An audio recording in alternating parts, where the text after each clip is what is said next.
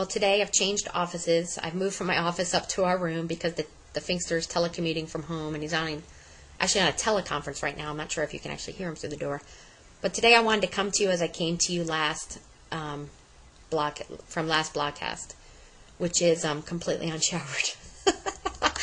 No, I just came from my run, and I want to come to you as I am. And I'm really grateful. I'm thankful and I'm grateful because I'm healthy. Last night I saw my doc and I'm perfectly healthy.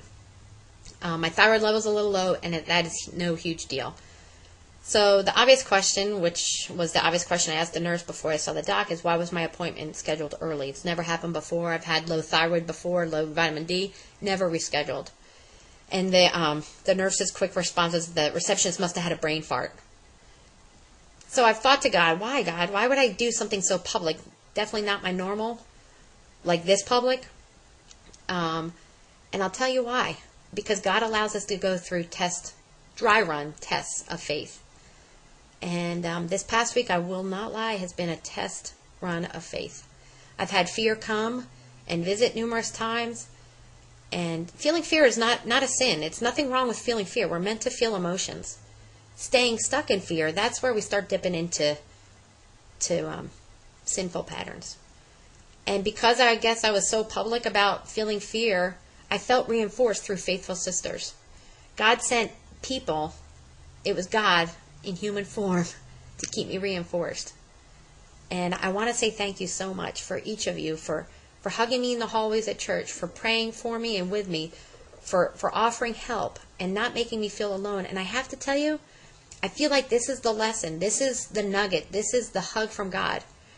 And I don't know one friend today, not one friend, not one woman or man, if I think for any period of time on their life that they're not waiting on something, waiting on their kid getting into college, waiting on their kids' legal proceedings, waiting on their kids' lengthy therapy to see the fruit of that, waiting on surgery for themselves to see, and they're apprehensive about the surgery, whether they should do it or just, I don't know one person that's not waiting on something and choosing fear or faith.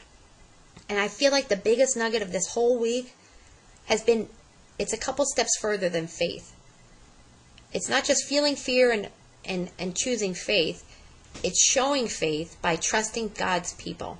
You know, not everyone's worthy of trust. Not everyone is. And I've learned that kind of the hard way. But there are some people that are worthy of trust. And God gives them as gifts, as precious gifts to us. So I really want to encourage you today, as God has just enveloped me in His love and support. Trust people. Trust certain people. Trust God by trusting some people, and don't do life alone. Don't wait alone. Don't be fearful alone.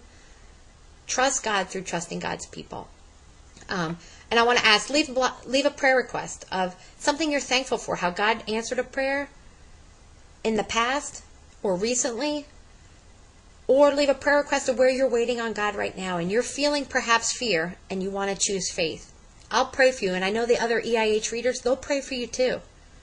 But I most importantly want to say thank you. And I'll see you next time.